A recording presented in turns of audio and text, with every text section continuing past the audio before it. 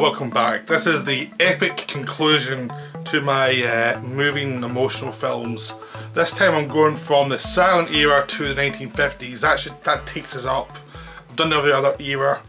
So this is this is the early era. This is the kind of harder era to do because I probably haven't seen as much here than I have in these 60s and 70s onwards. But I've still seen a lot. It's just that I pick and choose. There's certain eras and styles of filmmaking I like, so I go towards them. There's other ones like musicals that I'm not so keen on, so I don't know them as much. So it's an area that will probably have the most revision for me, really, ultimately, because I'm still going through this era quite a bit, and I've been buying all these films like you know, silent films, you know, silent films with painted stuff on them, they're talking black and white, the paint colour on them, you know, stuff like that. I'm still watching a lot of different genre films, so this one's probably the one that's going to change a bit more than the others. I mean, every list is going to change a little bit, but this one probably change a bit more. But so I'm going to start from the start, going up to the 50s. I'm not going to go backwards as we did last time. So the first one I'm going to talk about is A Trip to the Moon. This is not the greatest film ever made, but it's important because it's the first fantasy film, it's the first imaginative film. So it's a moving film because it's the first of its form. It's the film that led the way to all the great stuff like Bill Pressburger, all the 60s and 70s great films. This is the film that went from just shooting stuff like shooting a train coming towards you, or shooting someone just shooting a gun at you and stuff like that. This is the one that took that and then went much further with it and made fantasy elements, and was the first like successful film to create a sense of imagery, a sense of a fantasy world that could show that fantasy could exist in cinema properly, rather than just being in novels. You know, like Jules Verne or Frankenstein, those kind of novels. It could actually push it into cinema and do something different with it, have a different feel to it, and it was the start of a new genre. It was the start of the fantastique genre, as opposed to just making it realistic. Now, I like bits of both. I like fantastical films, I like realistic films, but I just don't like this whole idea of it has to be realistic, otherwise it's not art. I think that's ridiculous. I think there's all sorts of things. It depends on how you communicate to the audience and how you develop your story, how you develop your film. But this is the first important step in actually having a cinema of the fantastique. So that's why it's on. I mean, there's different versions of. I've got it in DVD. I'm going to try and upgrade to Blu-ray soon. There's different versions in DVD and Blu-ray. It's a very short film, so it's. We see it now. It doesn't seem that much, but we realise it was made pretty much the birth of cinema, basically, and it was the thing that pushed things forward. You realise how important it was. So now I'm going to go on to the 1920s. There's lots of silent films and lots of short films around that era that I'm still catching up on. I've just got the Buster Keaton collection, so I'm starting to go through Buster Keaton stuff. So this is why some of my lists might be advanced upon later. But I wanted to do a list to finish this series off for now. I'll probably do a further list later as additions to this type of thing, but that'll be a while away. So the first one is the early Fritz Lang films, the German films, which is Die Nibelungen, Dr. Mabuse and Testament of Dr. Mabuse. I mean, Testament of Dr. Mabuse is actually a sound film, the other two are silent. It's Fritz Lang in Germany made some really good films. There's other ones like Woman in the Moon, they're terrific. Metropolis is a good film, but it's always been overrated for me. I've never loved it the way a lot of people love it. It's like, I always thought it was kind of simplistic. I just feel like lesser Lang compared to something like Die Nibelungen, which is two parts, two epic parts. The first part is the story of this guy, this hero of German myth who can do these wonderful super heroic things. And then this first part, he dies, and the second part's the revenge for the death of this hero against the people who killed him, and it's a massive war sequence. Basically, the second half, the second film is basically a big war sequence. It's amazing. What's really great about these films is that it's two parts. It does feel like an epic story, but each part's got their own mood to it. The first part is more fantastical. Again, like A Trip to the Moon, it shows the elements of the fantastic and the mood of it. It's developing the mood beyond what Méliès did and creating something a bit more concrete that could support story, but there's still mood. There's still like fog-ridden landscapes. There's dragons. There's all sorts of things. The dragon looks a bit, it was made in 1919 or something, so the dragon doesn't look great. But within the world, it works. And then the second half, the second film, when they go for revenge, is just shows how human beings can just, it's pure pessimistic lying as you see human beings just go psycho on each other. And there's no hold bars, there's no one's going to escape alive, it's brutality, it's... The sad thing about Fritz Lang is, there's always a good chance when one of his movies you're going to leave really depressed at the end of it. He's a bit of a pessimist. And this film is wonderful because you got the fantastic stuff and then you get the reality almost of the fight back after everything goes wrong. So it's a wonderful film. It's something I'll probably do a video on, but I need to rewatch again. But it's really a wonderful film. Dr. Mabuse is just an epic 3-hour crime movie. With Dr. Mabuse, he's this guy who's can change faces so he can manipulate people. He's trying to manipulate the stock market. He's got all these criminals out doing things for him. He's really an agent of chaos. He's a first like real anarchist. He's doing it for the sake of doing it more than needing the money. He wants the control over people. He wants to destroy people. He wants the sense of everything's tied to him, and it's his ego going insane. And eventually, the film he goes insane because all the warring parts of his brain just finally create a collapse. And the whole thing is about the craziness of the German culture and the craziness of Germany in itself. It's just a wonderful film. I highly recommend it. Again, I don't want to say that much about the plot because it's you just have to go and see it. Just the way it's filmed, though, the filmmaking is just so precise, and it's very clear what's happening in any situation. Everything's been put towards this.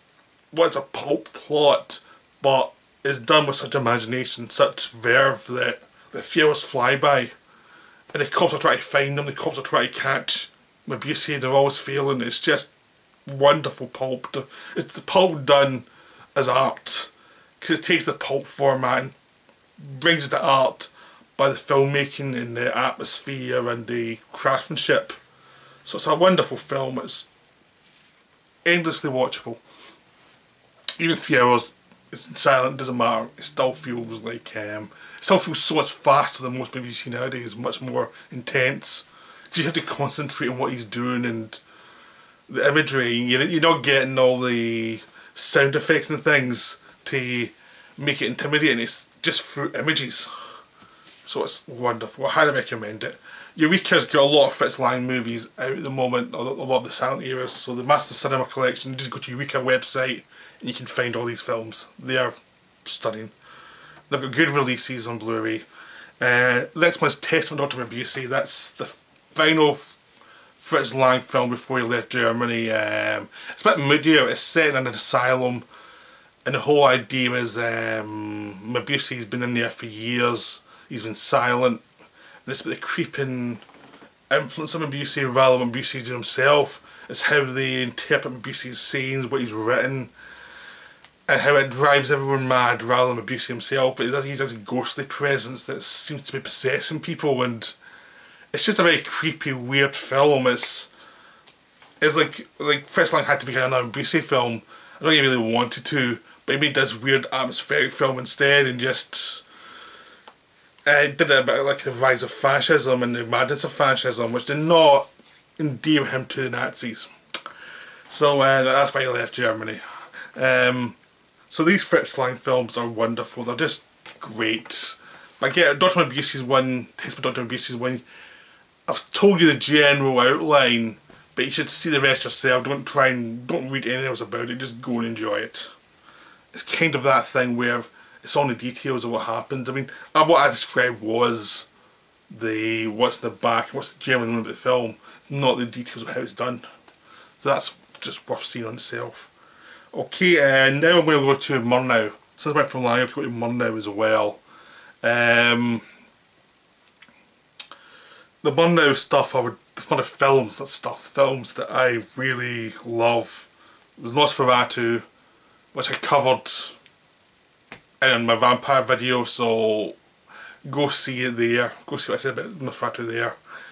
I think it deserves its own video, but it's not for here. But there's Nosferatu, there's Faust, which I've done a video on, which you can see on my channel.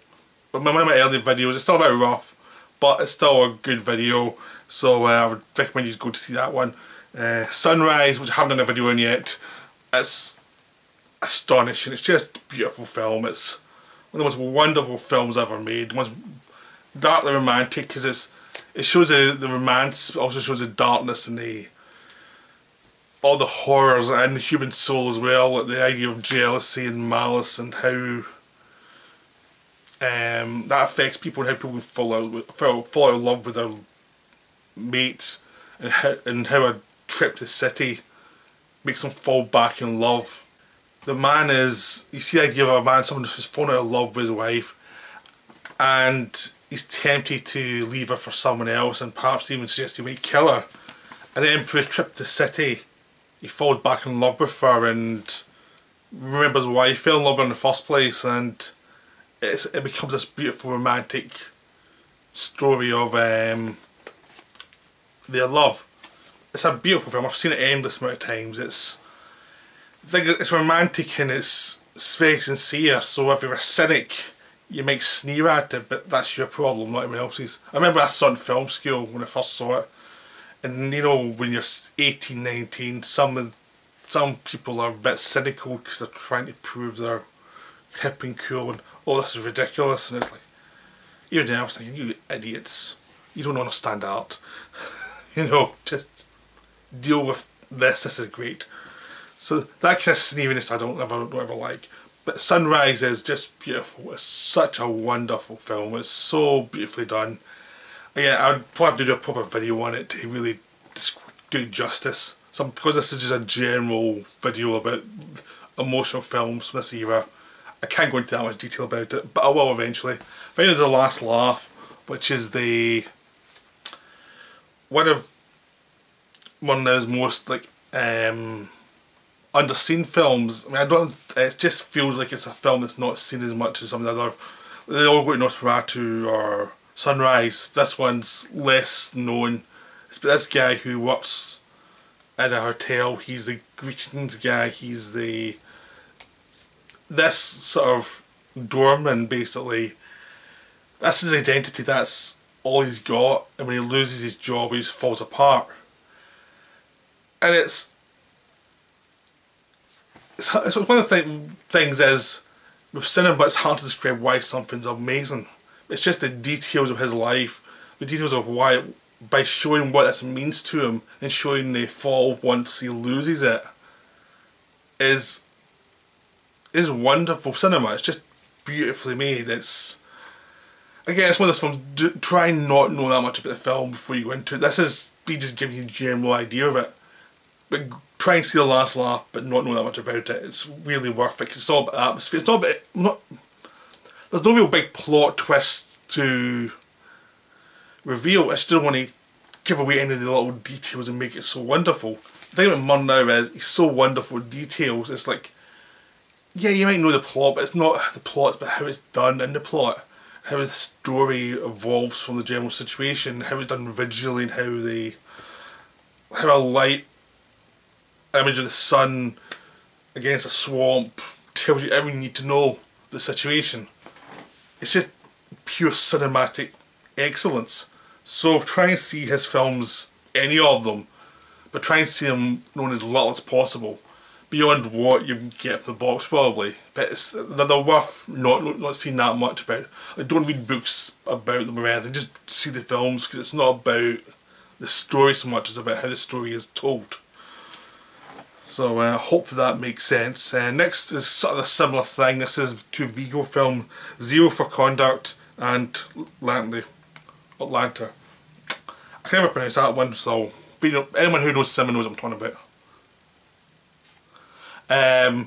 Zero for Conduct is basically a bunch of kids in a school, and it's about the boisterousness of youth. It's about how children behave and how they're sometimes a bit out of control, but it's part of life and it's part of nature, and it's just a look at that. I mean, it's again, there's not much. The plot doesn't really matter. It's just the atmosphere of seeing these boys in the school and how they get in trouble, how they're a little sneaky, but that's life. That's natural.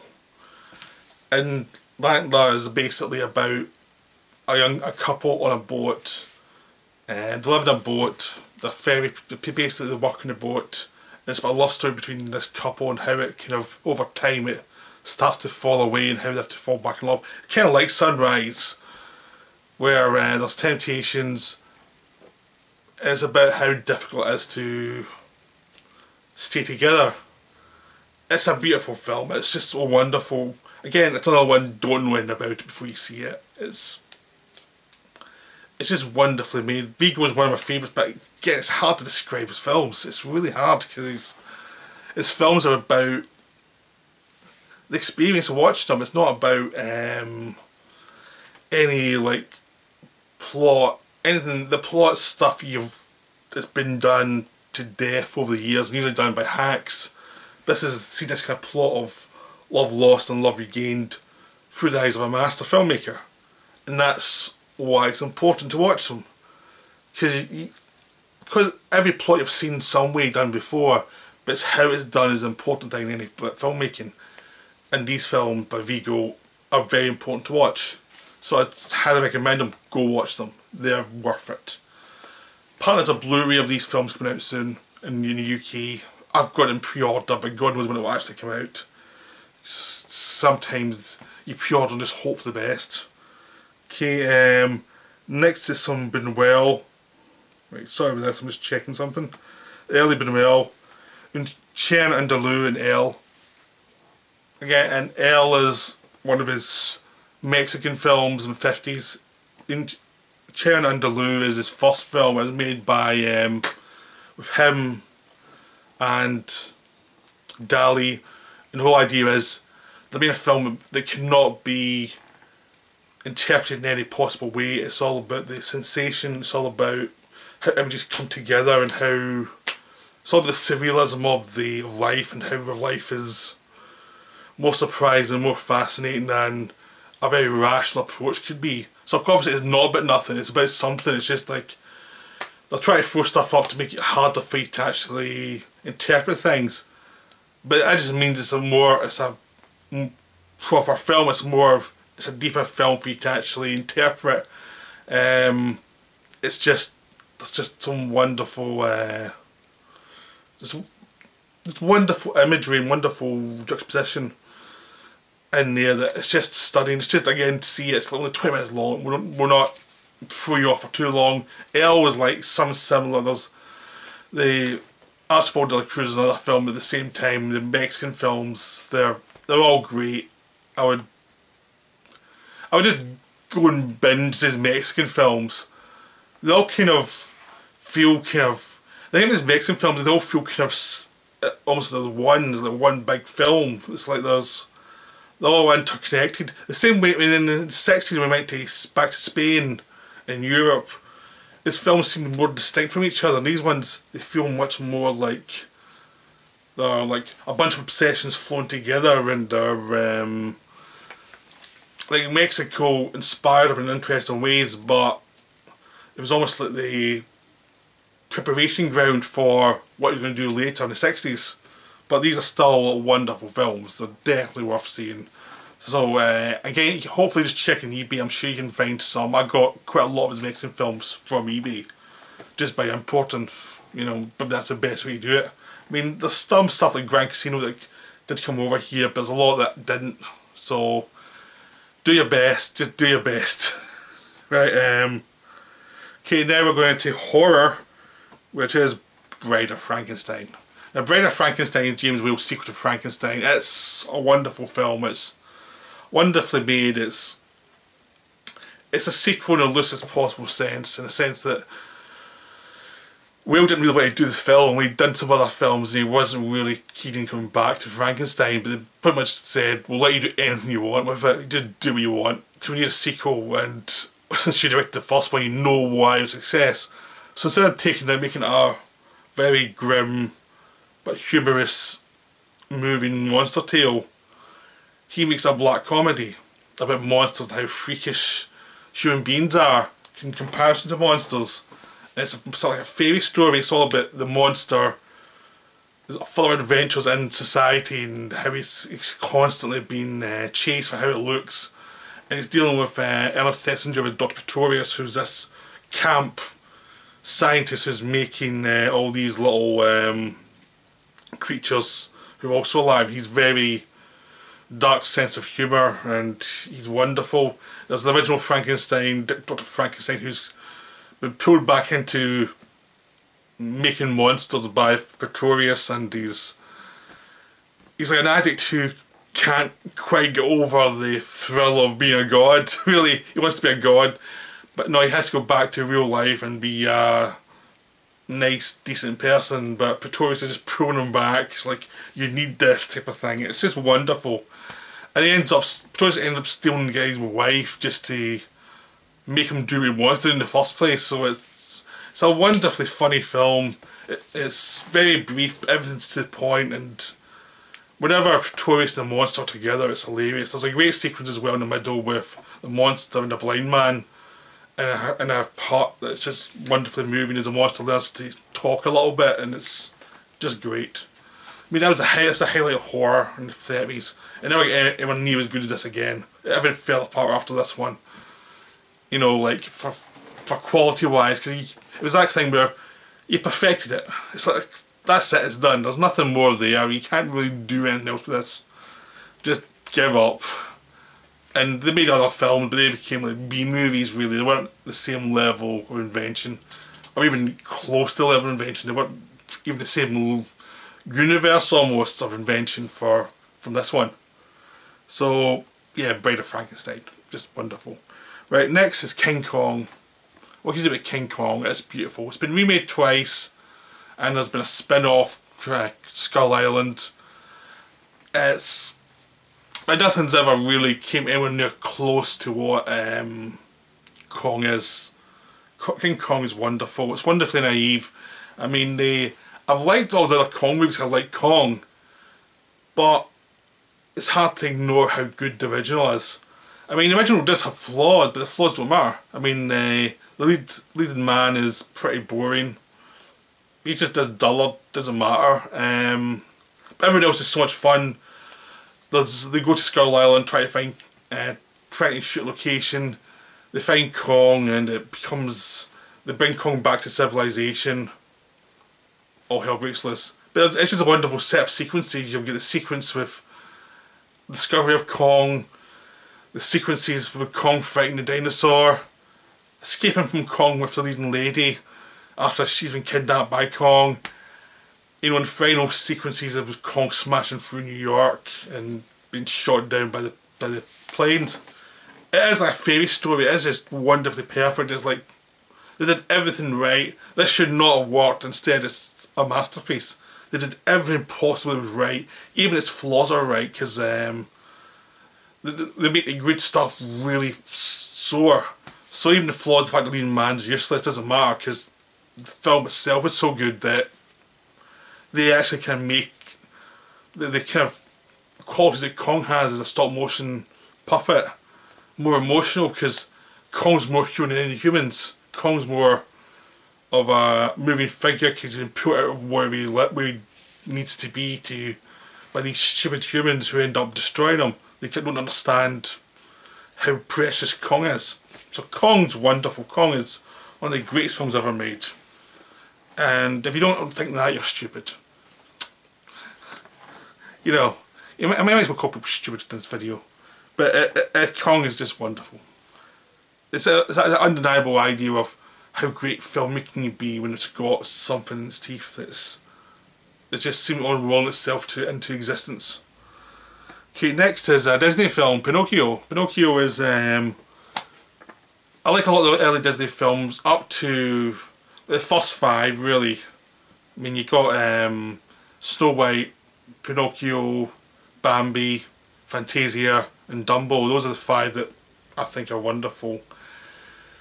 After that, they got a bit more slack. They weren't as good after that. But Pinocchio is my favourite. It was one that scared the hell out of me as a kid. It really did. I saw it in the cinema and it scared me, and there's just something creepy I found with the cat and the cats.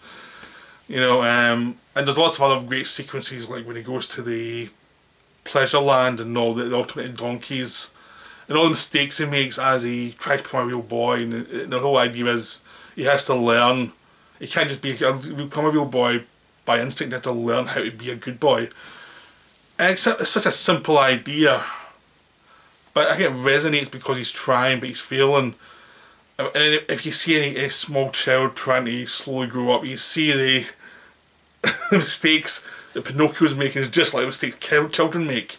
It's very accurate to children. It's also accurate to the weird psychology of children, but everything's kind of blown up and weird and scary and funny and silly. It's just perfect metaphor for childhood, this film. Just the same way as Zero for Conduit is as well. It's a different idea of childhood, but it's just a beautiful take in childhood. Right, we're next going into Awesome Wells Land. We're going for Citizen Kane, Magnificent Ambersons and Macbeth. Now, Citizen Kane has always been voted as the greatest film ever made. When I was a kid, or I was a teenager when I first saw it, I was like, this is the greatest film ever made, I don't get it. Then as I grew older and started watching it again, I started to get a lot more how sad it was and how like, heartbroken it was. You always knew it was sad by watching it, but when I was younger, I don't think I felt it as much as I do when I'm a bit older. I know that sounds a bit patronizing, like you can't feel stuff when you're young, but there's certain things just lived through some life that gives you a greater perspective on it. So certain films rise higher as you get older, and other films sort of fall away and feel a bit shallow as you get older. This one seems to rise a lot more just by the depth of the story and the whole idea of someone you try to work out who this guy is, and there's just gaps you're never going to figure out. So it's a wonderful film. Magnificent Ambersons is probably my favourite Wells film. Even though it's broken, a lot was lost. I think what was there so good that it was good enough, really. But just the whole sadness of this family slowly falling away. They were once big and slowly they fall away. And a lot of it's due to the fact that the ego of the child, George, who makes presumptions about his own class and his own importance, and doesn't understand he has to evolve with the world. Instead of falling into the reputation of the Ambersons, he has to go out and do something. He refuses to do that. He's just ego-led. And it should be horrible, and you should hate him, and you do hate him.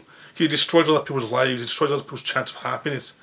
But it's just so sad what's happening and how one person can make so many mistakes and cause so much problems, but you still feel sympathy for him because he was made this way by his family. Like, he wasn't born this way, he was made this way, and he should have been taught when he was younger not to be this way, but he was spoiled. And it takes him a long time to learn. Well, in the Wells' version he never learns, really, just tragic. In the better version he learns from his lesson, or not the better version, the released version he learns his lesson. But I prefer the idea of he's just tragic. Well, obviously I would love to see the original version, but it's lost, so we have to take what we can get, which is this. And it's so beautifully made that even its flaws are just wonderful. And Macbeth is just Macbeth, the version I'm saying is the international version where you have the Scottish accents, the eccentric Scottish accents. Because it makes it much more primal, and you've got all these towers and all these weird geography and so the tragedy of Macbeth becomes much more definite, much more brutal. This is my favourite version of Macbeth. I mean, I know a lot of people like Throne of Blood, and it's a great film, but I like this better. even though the accents are way overdone, if it's Scottish, they're way overdone. It doesn't matter. That's part of the atmosphere. It's kind of, it's almost like expressions version of a Scottish accent. That's what they're doing. They're reinventing the Scottish accent for this play. It's just wonderful though. It's just wonderfully done. It's just, you get the whole idea, because you see a bit of as a guy who was a great soldier, but he's also the weak spot. And because Wells obviously has an ego, he knows how to play the weak spot and show the weak spot. He's been primed for this his whole life. Like, he knows the weakness and egotism in a man very well. So he managed to put that into the part rather than, so instead of begging for sympathy, he really puts in the showing the darkness was always there below, and how it just gets gripped by ambition and just keeps going and keeps destroying everything. And he keeps getting egged on by his wife to do it, and by the time it's too late, by the time they realise that this is not a good path, this is a horrible thing to do, that this will destroy you as well as the other people, it's too late. So it's a tragedy. So they get the tragedy. I think that's why I like this better than Throne of Blood. I don't feel Throne of Blood gets the tragedy as much as this film does. I think Throne of Blood is moving, but it doesn't feel as tragic for me. I don't think it's... I never get the feeling in Throne of Blood that the buffoon character had anything beyond his grace as a soldier. I don't think he had any sort of mad genius to him. I think in the Orson Welles version, because Orson Welles played him, there's a sense that he came in a great man that fell away. So that's why I prefer this to Throne of Blood. They're both great films, but this is my favourite Shakespeare adaptation. So now we're going on to two Carl Dreyer films. There's Vampire and Ordette, or Day. Well, Ordette's about it's all about religion and a religious family and death in the family and the tensions of religion within a small community. And again, it's one of those, it's hard to talk about without spoiling it, so I'm just going to say go watch it. I'm going to rewatch it and do a video on it pretty soon. I'd rather just use this as an advertisement for the film, and it's wonderful, but it is a very disturbing film, and it's a very moving film. But again, try and watch it without knowing that much about it, because it's beautiful, and it shows why Dreyer's such a master, but it's very difficult to explain without spoiling anything. And I'd rather just watch it and see it. So I'm going to say watch it, and then hopefully the next few months I'm going to watch it again. I'm going to do a video on it, but I'm trying to give you a premise. Please watch this. There's a Dreyer box set which comes down in price a lot now in BFI. This is included in it, and it's, if you keep an eye out in the BF on Amazon, you can probably get the Dreyer box set for like £30, and you get a lot of films in it, which I'd highly recommend. And Vampire, I've already covered on the Vampire video I did a few weeks ago, so I'd suggest going to see that. It's a wonderful film, very dreamlike, very atmospheric. Again, it deserves its own video. So I'm kind of like thinking, should I just go full Dreyer? I've got a couple of subjects I want to handle first, but it's in my mind of going into more depth for these films because they are worth it. Because Vampire especially is worth it. Just for trying to interpret what everyone else thinks about it, because it's a film you can interpret your own way.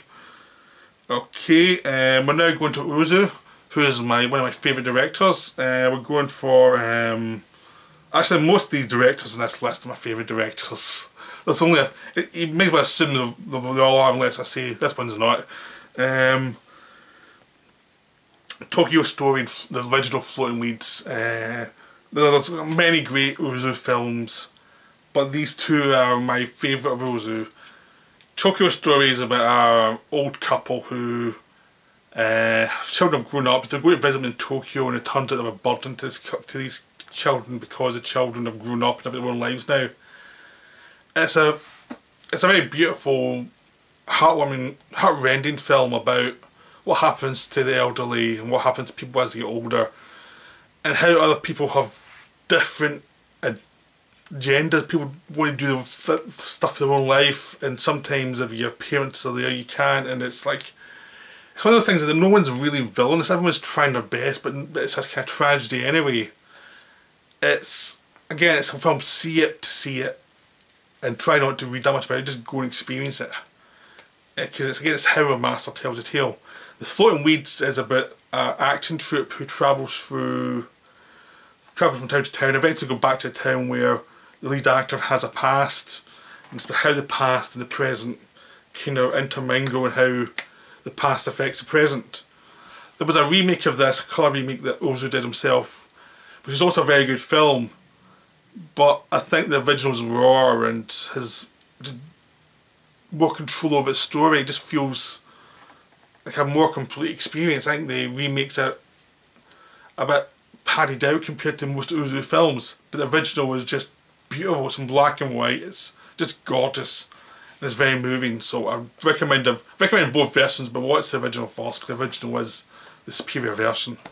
Look at it, when Ozu remade a film, didn't need a remake. Okay, next on the list is Michael Powell films, or Powell Pressburger films. If you've watched my channel, you know I'm a big Powell Pressburger fan. So I've managed to limit it down to 3 films. The whole list coming Powell Pressburger films if I've really had no self-control. But Red Shoes, The Life and Death of Colonel Blimp, and Tales of Hoffman is the ones I've chosen as my favourites of those. But that's a hard list to cut down, because there's also I Know Where I'm Going, Canterbury Tale, all these other films, so it's like it's hard to cut them down to just 3. So Red Shoes is a wonderful story about a ballerina and the guy who runs a ballet, like the big touring ballet company, who's a perfectionist, Limerov, and Anton Walbrook plays him, and it's wonderful to look at the artistic choice, the masters of artistry who once were like the directors, the crew directors want it perfect, and the people have to execute it. And the ballet show is so beautiful, you really fall in love with the ballet, but also is the price of the ballet, and it's just a wonderful film. It's just, you can intellectualise all this stuff, but just seeing the film and getting the whole building emotions of the film is really what makes it worth seeing. It's just a wonderful film. Life and Death of Colonel Blimp is probably my favourite of the Pressburger films, actually, of Powell Pressburger. This one's probably a bit above everyone else, because it's just beautiful. It's about a guy, a soldier, and you go through his life from a young man to being an old blimp, basically in the 40s in World War II. So you can see in 3 different times in his life as he goes from being a young man who's full of beans and full of energy to being this guy who's past his prime and who's very old-fashioned in his viewpoints. And he also intercut that against Anton Walbrook as his pal, who's a German who in the first act he has a duel with, but no one dies and they become friends, and so it's been a friendship throughout the years. It's also about a woman who keeps floating through his life in different guises. Like, she always looks the same, she's always this obsession for him, and he never gets her. She's always out of reach as well. So it's wonderfully romantic but sad about this guy's life, which is slowly falling apart, and it's never lived up to what he wanted, but he also has to just get on with his life.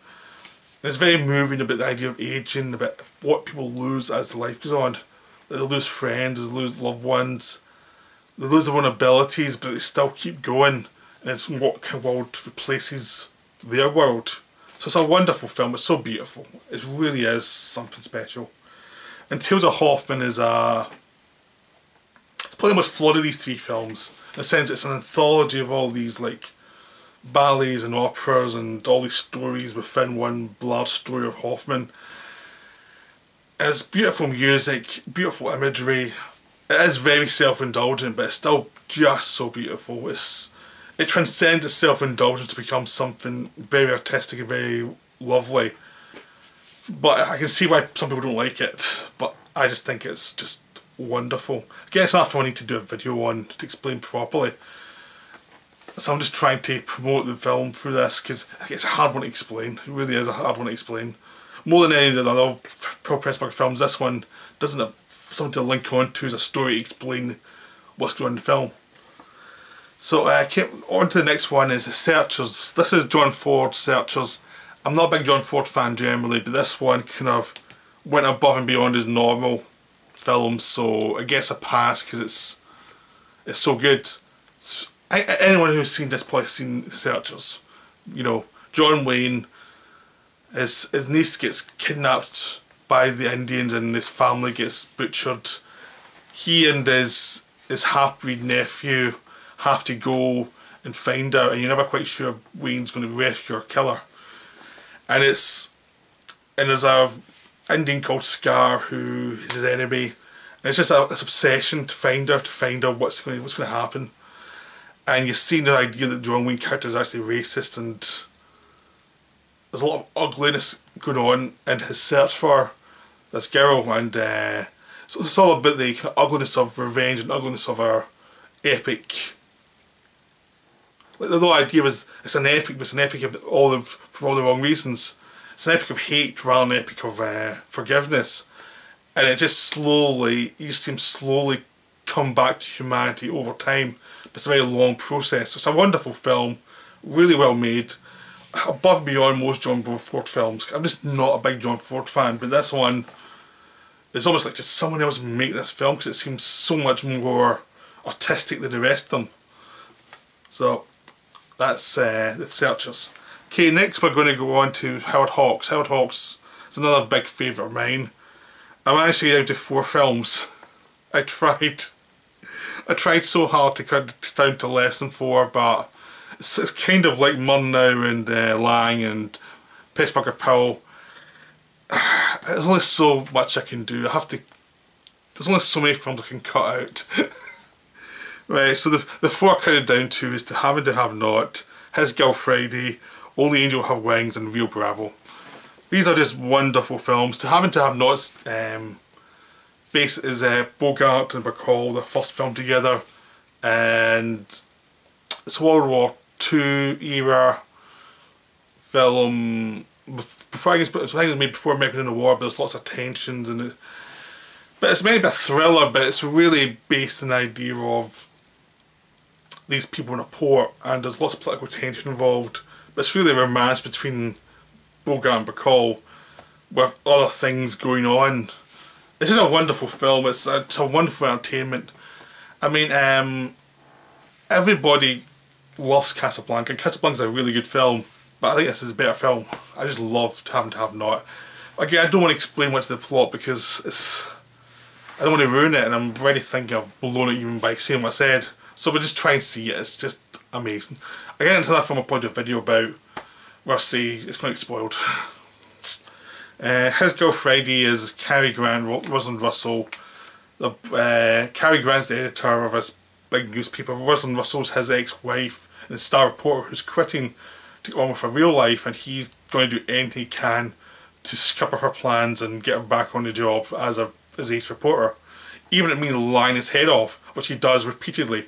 This is just wonderful. It's a wonderful screwball comedy where every character lies like crazy and is up to no good to get their own way. They're all adults, they're all grown-ups, everyone knows the other person's lying. They're trying to outwit each other, and it's like there's like multi-layers of lies on top of each other, and you're always trying to catch out 3 or 4 of the lies before we get to the next set of lies, and it's just wonderful how the whole thing plays out. And it's so cynical about the American justice process and politics, and it's just a joy to watch. Just go see it. It's just so funny. Angel Have Wings is Only Angel Have Wings is but pilots. Cary Grant's lead pilot. They have to fly over the Andes to get the mail there. It's a very dangerous job, and it's just about these pilots surviving during this time and what it takes to be a pilot in this kind of weather and this kind of outback in South America where everything's very dangerous. It's just what it takes to do the job. It's just a character piece, and there's lots of interactions as Cary Grant sort of falls in love with someone who's visiting, this woman who's visiting there, and she's a bit turned off by his apparent callousness, but as the film goes on, she starts to realise it's not really callousness, it's just how you survive. And I think it's a wonderful set of characters interacting with each other, and that's why it's such a good film. It's just the characters and the joy of just being with them and seeing them interact and seeing their reactions to things. It's just wonderful. And finally, Rio Bravo, with another John Wayne film, 2 John Wayne films on the list. I'm not even a John Wayne fan. This one's just wonderful because it's just 4 guys waiting for the inevitable. Basically, they've arrested someone, the gang's going to come and try and spring him before he gets taken away to the, you know, to the big house. And John Wayne's a sheriff and he has to protect him, and his friends are drunk Dean Martin, Walter Brennan as his useless old guy, and Ricky Nelson as a guy's passing through. Other guys who, well, John Wayne said, I don't need any help, I'll handle it myself. And the other guys who's his friends who are trying to convince him that he needs help. So the whole idea is about friendship, trying to tell someone who's wrong they need help. And everyone's got the flaws. I mean, Dean Martin plays an alcoholic and you see him slowly getting better as the film goes on, slowly getting his life back together. And it's tough in the way friends are tough to each other, and funny in how they interact. Angie Dickinson plays the love interest for John Wayne, and she's funny as well. It's just a wonderful time watching these characters interact. And what's great is the threat's there, so you're just waiting for the threat to come out, so they can go for 2 hours, have the threat in the background, and just interacting before they have to do something. So you get to lots of good character stuff before you actually get to the action. It's wonderful. It's just wonderful. I highly recommend it. Just go see it. Okay, next is Night of the Hunter. You can see we're going towards the end of the 50s now. The video will end. Night of the Hunter is Charles Laughton's only film. Robert Mitchum plays this criminal who is dressed as a preacher and who is trying to find some buried loot that a cellmate had, and he has to try and find it. Only he has to find it through these children of the cellmate. The cellmate's dead, and he's trying to find it, and he's terrorising these children. He marries the mother who doesn't love her, and it's just this fairy story almost, where he's the big bad wolf and the children have to escape from him, and they're on the run from him. And it's just this great thing of Mitchum as this force of evil, the children force of good, and how good can defeat evil. It's the way it's done, it's so beautifully shot in black and white, and Mitchum is amazing in it, and the children are nice and decent performers who don't overdo it, and everything's shot in a very spare way, and it's very picturesque. It's like they know to take stuff out so there's not any clutter, so the images have impact. So it's, even though it's a bit baroque, it knows the power of having some simple sets of images, even within the slightly weird camera angles. It's always got a point to it. It's always a point to the drama as well, as Mitchum keeps on coming. He's this never-ending nightmare. This is wonderful. Arrow has a very nice release of it just now, Arrow Academy in the UK. I'm sure it's available all over the world. It's a wonderful film. It's just beautiful. Again, just try and see it as soon as you can. You'll probably get it quite cheap now. Next is 2 Kubrick films, The Killing and Paths of Glory. The Killing is a heist movie. It's a horse race, but it's not done in linear fashion. It's done cut up, and you come back and forward in time as you see different points of view. You see different characters. So it was something Tarantino was influenced by for Reservoir Dogs, but this does it better though. This is more on point. It's Jim Thompson did the dialogue. The pulp writer Jim Thompson did the dialogue, and the dialogue really delivers. Sterling Hayden's lead guy, he's the one that planned it all, and he wants us to watch it all slowly fall to bits, bit by bit. It's just a wonderful film. It's a wonderful spare B movie made by a master just learning his craft. But he knows so much already that it's just so clear and precise what's going on. Like, there's not a shot wasted. It's just so wonderful. And the dialogue really crackles. The characters are all very distinct from each other. You know who's who, not just by what they're saying in exposition, but they're saying just through character work, just through how they're saying it and what they're saying that's off point, but it tells you a lot about who they are as people and tells you how this may fall apart because of them. So it's a wonderful film. The Paths of Glory is another one. Both these are in black and white, pristine black and white. And Paths of Glory is about it's set in the French line during World War One, and one of the French generals gives an order to attack. It's a suicide mission, so the men don't attack. To save face, he accuses 3 men of cowardice, and they're going to be executed. And Kirk Douglas plays a guy who's defending these men, trying to say, no, this is out of order, they do not deserve to die. Everybody didn't go, we're not just these 3 men. So it becomes a whole thing about political expedience and ego and political corruption, and the whole idea of the men in the war are basically cannon fodder. Like, you're nothing compared to the generals. The generals are the important thing, not the men, and you're nothing really.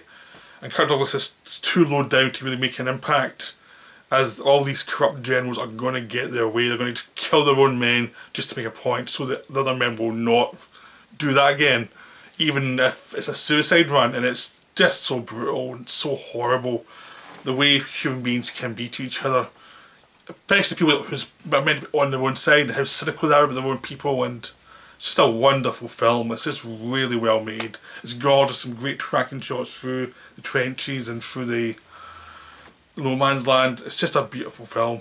This was the film that put Kubrick on the map for everyone, really. The Killing got a lot of attention, but The Paths of Glory was the one that just made everyone look up and go, oh, this guy is really good. And then he went on to be Kubrick. Okay, the next one, The Red Balloon. I've done a video on this about 5 months ago, so I would recommend you just go see that. It's a wonderful film about a balloon going through Paris and being chased with a boy, and it's just beautiful. This boy's attached with this balloon. It's just so beautiful. I mean, it's sort of like a dream, but it's a dream set in the cold, rainy streets of Paris, and it's just wonderful. But my review gives you everything you need to know, so I don't have to drag this video on for too long. I would say just go to that. Okay, next I'm going to Hitchcocks. Now, Hitchcock's a weird guy because I like him a lot as a director, but I don't think he's a great director. He's one of those ones that are like, his technique's great, but I don't think the ideas behind the techniques are that great. So I always sort of look at him as if, yeah, it's good, but it's not great. It's the same with Billy Wilder. It's the same thing for me. It's like, he's great at dialogue, but I don't like, the films themselves are just okay. They don't really move me in any way. There's just a disconnect there. But there's 2 Hitchcock films I really do like. These are my favourites of Hitchcock, which is Shadow of a Doubt and Vertigo. I mean, Shadow of a Doubt is this is my favourite Hitchcock film. Joseph Cotten plays this guy who comes back home, and he's called Charlie, and he's got a niece called Charlie, and they've got a bond, but she starts to suspect he may be a serial killer. Now, it sounds very cliched, way this kind of story has been done to death now in present time, but back then it wasn't done to death, and it was a nice little character study of these 2 people in this all-American town. It is wonderfully acted. Joseph Cotton's amazing as the killer. Teresa Wright's terrific as the niece. It's just wonderful. Vertigo is a kind of different case where it's a terrific film, but sometimes I wonder if it's overrated. Now, other times I think it's underrated. So, whenever you catch me, I could go either way on it. Because there's some aspects of the Hitchcock fans that claim this is the be-all and end all, which annoys me, because it's like, it's a really interesting film. It's really good on all the paranoia within the male psyche, and they need to remake the world as the way you want to see it. There's lots of really great themes in there, And there's a great plot of someone getting duped by how their vision's been pushed towards one direction and they're missing something important elsewhere. There's lots of stuff like that, but it is also terrific. But it gets so hyped up sometimes. It's not like Citizen Kane, it's so hyped up, overhyped by the people who are trying to make sure everyone loves this film that it kind of hurts the film. The Citizen Kane's the same way where we get the people who really love Citizen Kane and really are defending Wells. They defend it in a way that kind of bugs people who just want to see it and don't need to be told you must love this film. Vertigo, being told you must love it, takes away the joy of discovery of the film, which means you can't discover how good it is because you haven't been told it's like one of the great films ever made, and it doesn't quite work that way. It's a slow burner, you know. It's a slow burn story where the more you see it, the more great it becomes. And I just think the overhype really hurts it, but it's also a terrific film. But sometimes I wonder if it's as deep as it thinks it is, because it's about the male kind of need for this, but women do the same thing to men. Like they try and remake men the way they want men remade. And it never gets quite into that element either, and there's lots of, it kind of generalises a lot of stuff, but it's also very specific about other stuff, and it's like, it is a great film, but it's one of those films I can see there's other points of view here too. It's kind of I'm still working out Vertigo in some ways, which is a good sign. It means there's something there that's really fascinating. It's just that I can go back and forward a little bit on it. Finally, it's Pickpocket. I mean, Bresson kind of started in the 50s, but a lot of stuff I love from the 60s. So Pickpocket is the 50s one I really love. But I've done a video on it. Let's promote one of the videos. Yeah, it is a wonderful film. It is a bit of obsession and being obsessed by your own destruction and by not going for things that are good for you, and how that can slowly wear you down, and why would you do it in the first place, and it's all about all those things which I discussed in the video that I made. So I'd suggest you go see that. But it is a wonderful film, it is great, but it's I'm not sure how to describe it. It's a weird one. I think it's a really funny film, and no one else seems to think of that. Everyone thinks it's a very serious film. I always find it really amusing, and it's kind of, I think it's Bresson's funniest film, and I also think Bresson's funnier than people give him credit for. It's kind of, I guess I'm a bit weird that way. But anyway, that's me just going off on a weird tangent. Pickpocket's my final choice. So I hope you enjoyed my emotional movies, the films that really got to me from the silent era to the late 50s. There's other ones on the series that I've already made from 60s and 70s, 80s, 90s, 2000 onwards. So I hope you enjoyed the series. That's it over, and hopefully we'll be doing videos of this epic length again for a while.